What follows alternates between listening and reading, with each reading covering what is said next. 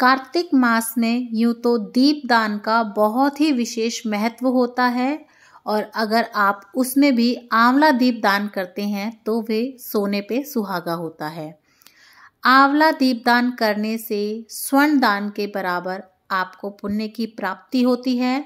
भगवान विष्णु के आगे अगर आप आंवला दीपदान करते हैं तो कई गुना 100 होकर आपको उसका फल प्राप्त होता है।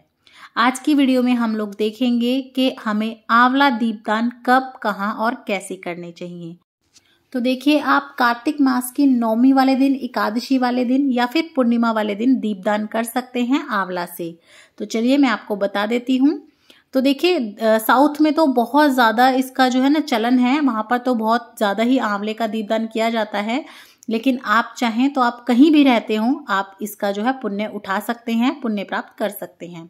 तो देखिए, कोई भी प्लेट आप स्टील की, तांबे की, पीतल की ले सकते हैं और उसमें आप इस तरीके से जो है ना स्वास्तिक बना लीजिए, क्योंकि कभी भी कोई भी शुभ कार्य करते हैं तो हम सर्वप्रथम इस तरीके से स्वास्तिक बना के अपने शुभ कार्य का प्रारंभ करते हैं। उसके बाद देखिए, आपको आंवले ले लेने हैं। आप संख्या में 5, 11, 21, 31 कितने भी आंवले ले सकते हैं। तो देखिए, यहाँ पर मैं आपको बस 5 आंवले से ही करके दिखा रही हूँ, पर आप अपने हिसाब से कितने भी ले सकते हैं। और देखिए, आप ना इस तरीके से अपने आंवलों में थोड़ा सा इस तरीके से होल बना लीजिएगा। ऊपर से कच्चे ही आंवले हैं ये, तो हम देखिए इस तरीके से ना थोड़ा सा गड्ढा कर लेंगे। जितना हो सके आप उस तरीके से गड्ढा कर लीजिएगा। और देखिए, आंवला रख के आप देख लीजिएगा, जहाँ से उसका बैलेंस बन रहा हो वो टिक सके, उधर से ही आपको जो है ना उसका नीचे का सेट करना है और ऊपर से आपको होल करना है। आप काटने से पहले ही देख लीजिएगा, क्योंकि आपका कहीं दीपक खड़े होने में प्रॉब्लम होगी तो वो लुढ़कता रहेगा। तो देखिए, इस तरीके से मैंने अपने सारे दिए कट कर लिए हैं।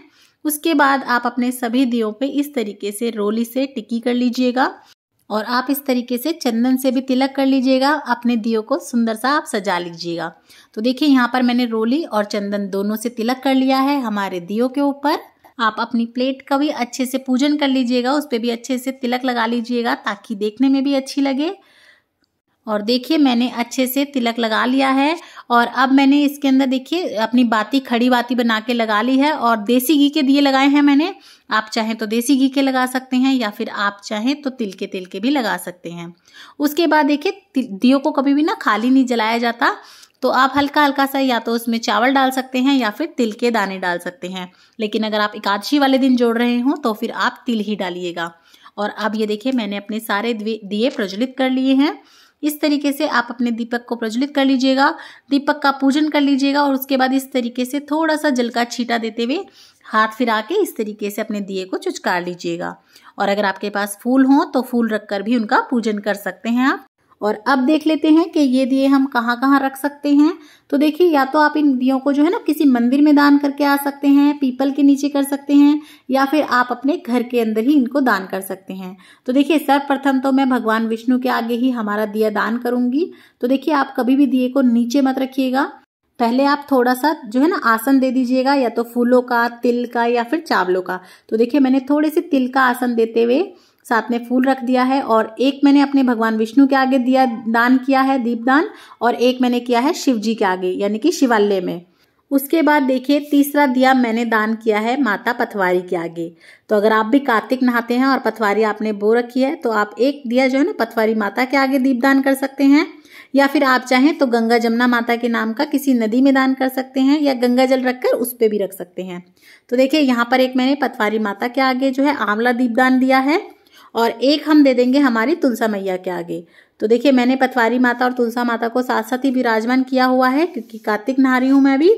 तो इसी तरीके से देखिए, एक पथवारी माता का हो गया, एक तुलसा माता का हो गया, और सभी के आगे मैंने इस तरीके से एक एक फूल जो है रखा है और साथ में तिल का आसन देते हुए हमारा दीपदान किया है। तो इस तरीके से ये 4 दीपदान हो गए हैं। और 5वां जो दिया है वो मैं करूंगी आकाश में दान, यानी कि आकाश दीपदान। कार्तिक मास में आकाश में दीपदान करने का भी बहुत विशेष महत्व होता है। तो देखिए, जहां से भी आपको आकाश यानी कि आसमान दिखता हो, आप वहां पर अपना दीपदान करके आ सकते हैं। चाहे तो बालकनी से कर सकते हैं या फिर छत पे भी कर सकते हैं। तो देखिए, मेरी तो बालकनी से ही बहुत अच्छे से आकाश दिखता है, तो मैंने यहीं पर आकाश दीपदान कर दिया है।